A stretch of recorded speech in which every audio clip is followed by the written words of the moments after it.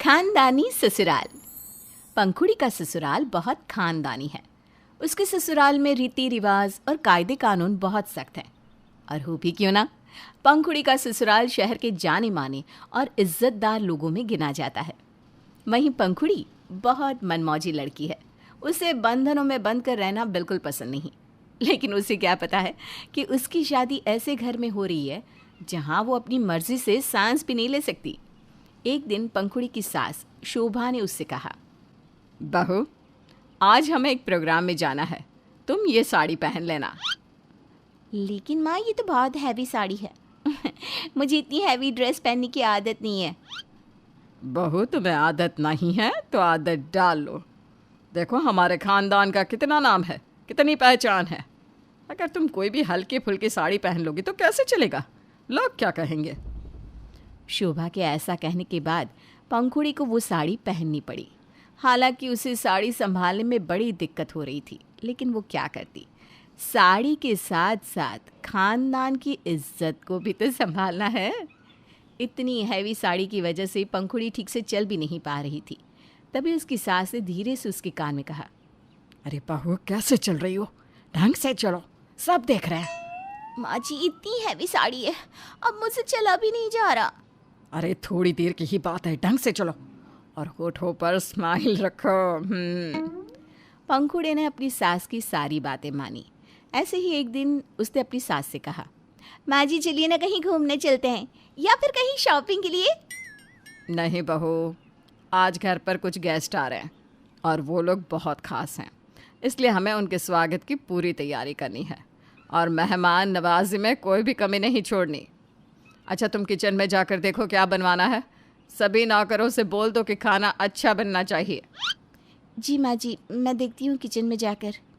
पंखुड़ी kitchen में नौकरों से खाना बनवा रही होती है कि तभी वहाँ पर शोभा आकर कहती है, बहू, ये क्या सिंपल खाना बनवा रही हो?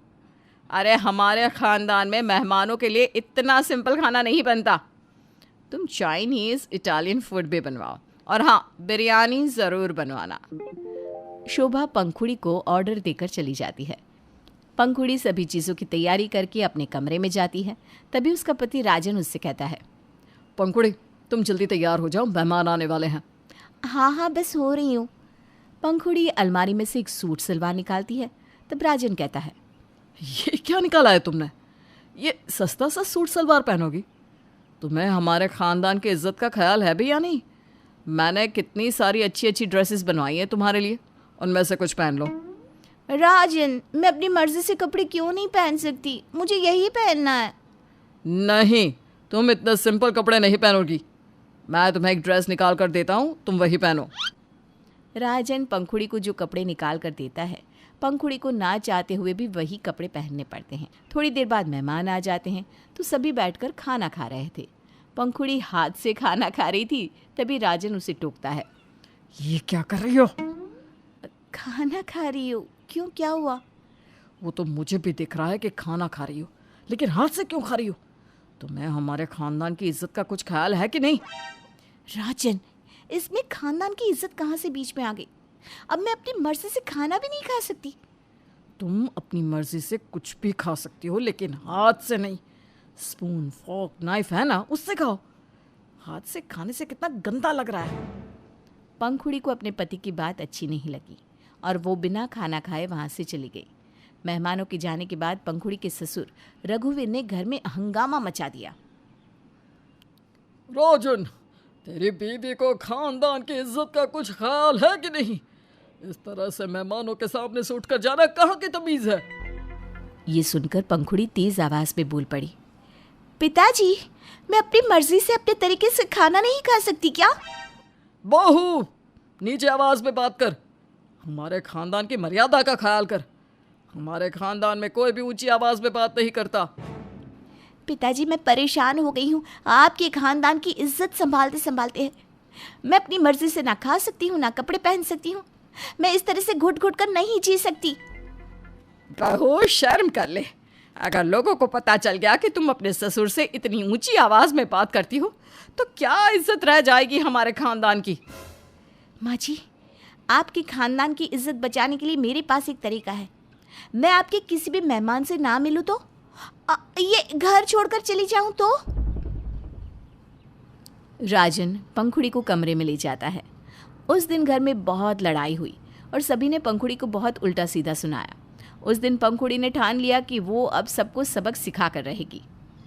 अब मैं इन सबको बताऊंगी कि खानदान की इज्जत होती क्या है। मैंने भी खानदान की इज्जत के नाम से इन लोगों से पकोड़े ना तलवाए ना, तो मेरा नाम भी पंखुड़ी नहीं। अब एक दिन राजन सो रहा था, तभी पंखुड़ी उसे उठाने लगी। राजन उठो जल्दी, सुबह के 8 बज गए हैं। अरे सोने दो ना यार थोड़ी देर और, रात को देर से सोया था। राजन उठ जाओ। लोगों को अगर ये पता चल गया कि घर का इकलौता बेटा सुबह देर तक सोता है तो हमारे खानदान की क्या इज्जत रह जाएगी। अरे इसमें खानदान की इज्जत कहाँ से आ गई बीच में? आपको कुछ नहीं पता राजन, हमारे खानदान की इज्जत है ही ऐसी, कभी भी कहीं भी बीच में आ सकती है। राजन पंखुड़ी की बात सुनकर हैरान हो गया। थोड़ी देर बाद शोभा अपनी बहू के साथ शॉपिंग करने के लिए गई तो शोभा ने देखा कि पंखुड़ी हैवी साड़ी पसंद कर रही है। अरे वाह बहू, साड़ियाँ तो तुमने बहुत अच्छी पसंद की है, तुम पर अच्छी भी लगेगी। माँ जी कैसी बात कर रही हो आप? मैं इतनी हल्की कढ़ाई और इतने सिंपल डिज़ाइन की साड़ी नहीं पहन सकती हूँ। ये साड़ियाँ तो मैंने आपके लिए पसंद की है। मैं तो अपने लिए इससे भी ज़्यादा हैवी साड़ियाँ लूँगी। बहू ये क्या बोल रही हो? इस उम्र में मैं ऐसी साड़ियाँ पहनूंगी तो क्या अच्छा लगेगा? तुम मेरे लिए हल्के रंग की और हल्की कढ़ाई की साड़ियाँ ले लो। माँ जी आप भूल गई आप किस खानदान से ताल्लुक़ रखती हो? हल्के रंग की हल्की कढ़ाई की साड़ियाँ पहनोगी तो लोग क्या कहेंगे? हमारे खानदान की इज्जत का क्या होगा? लेकिन बहू मैं इस तरह की साड़ी नहीं पहनती। माँ जी पहनती तो मैं भी नहीं हूँ, लेकिन खानदान के नाम पर हमें सब कुछ करना पड़ता है ना, तो बस वैसे ही अब से आप ही ऐसी साड़ी पहनोगी। पंखुड़ी ने अपनी सास को बहुत सारी चटकीले रंग की साड़ी दिलवा दी। एक दिन किसी पार्टी में रघुवीर अपने परिवार के साथ बैठकर खाना खा रहा था, तभी उसे डकार आ जाती है। ये क्या कर रहे हो पिताजी? क्यों बहू, डकार ही तो आई है। पिताजी किसी के सामने ऐसे डकार नहीं लेते। अरे बहू अब इस पर किसी का बस तो है नहीं, आ गई तो आ गई, मैं रोक तो नहीं सकता ना इसे।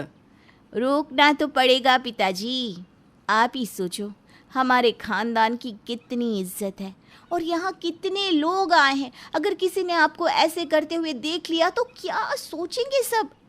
आप कम से कम अपने मुंह पर हाथ तो रख लो। इस तरह पंखुड़ी हर बात पर अपने ससुराल वालों को खानदान की इज्जत की दुहाई देने बैठ जाती। घर में सभी पंखुड़ी की आदत से परेशान हो गए। उन्हें लगा कि शायद पंखुड़ी ने उसकी बात को कुछ ज़्यादा ही संजीदगी से ले लिया है। एक दिन घर के सभी लोग सो रहे थे, तभी रघुवीर के ज़ोर ज़ोर से चिल्लाने की आवाज़ सुनाई दी। मैंने तुझ पर भरोसा किया और तूने मेरे साथ इतना बड़ा धोखा किया। मैं अभी पुलिस को बुला रहा हूँ। सभी आवाज़ की तरफ दौड़े तो देखा रघुवीर अपने ऑफिस में काम करने वाले एक कर्मचारी को बहुत सुना रहा था। उसने ऑफिस में कई लाख की चोरी की थी। पंखुड़ी ने ये सब देखा तो कहने लगी, नहीं पिताजी पुलिस को मत बुलाना।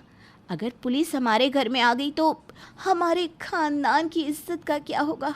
और आप ना इतनी ज़ोर ज़ोर से मत बोलिए पिताजी, वो भी हमारे खानदान की इज्जत के लिए सही नहीं है। पंखुड़ी कैसी बात कर रही हो? तेल लेने गई खानदान की इज्जत? हमारे घर में ये सब हुआ है, अब भी तुम्हें खानदान की इज्जत की पड़ी है? मैं भी तो यही कहती हूँ आप सबसे, तेल लेने गई इज्जत। इस खानदान की इज्जत की वजह से आप लोग अपनी छोटी छोटी खुशियों का भी गला घोट रहे हो। ऐसे नहीं कर सकते, वैसे नहीं कर सकते, यहाँ नहीं जा सकते, वहाँ नहीं जा सकते। अरे आखिर कब तक चलता रहेगा ऐसा? वो बात अलग है पंखुड़ी, लेकिन आज घर में चोरी हुई है। ये चोरी मैंने करवाई थी ताकि आप सबको समझा सकूं कि खानदान की इज्जत वाहियात से रस्म रिवाजों या बेमतलब के कायदे कानूनों से नहीं होती। और हाँ, मैं अपनी ज़िंदगी अपने हिसाब से जीना चाहती हूँ। इस चोरी के लिए मैं ही जिम्मेदार हूँ। आप लोग जो भी सज़ा देना चाहते हैं दे सकते हैं। और हाँ, पुलिस को बुलाओगी तो मुझे अच्छा लगेगा। कम से कम आज तो आप खानदान की इज्जत का नहीं सोचोगे। पंखुड़ी की बातें कड़वी और तरीका गलत ज़रूर है, लेकिन उसने आज घर वालों को बहुत बड़ी सीख दी है। साथ ही उसने साफ तौर पर यह भी बोल दिया कि वो अपनी जिंदगी अपने हिसाब से जीना चाहती है।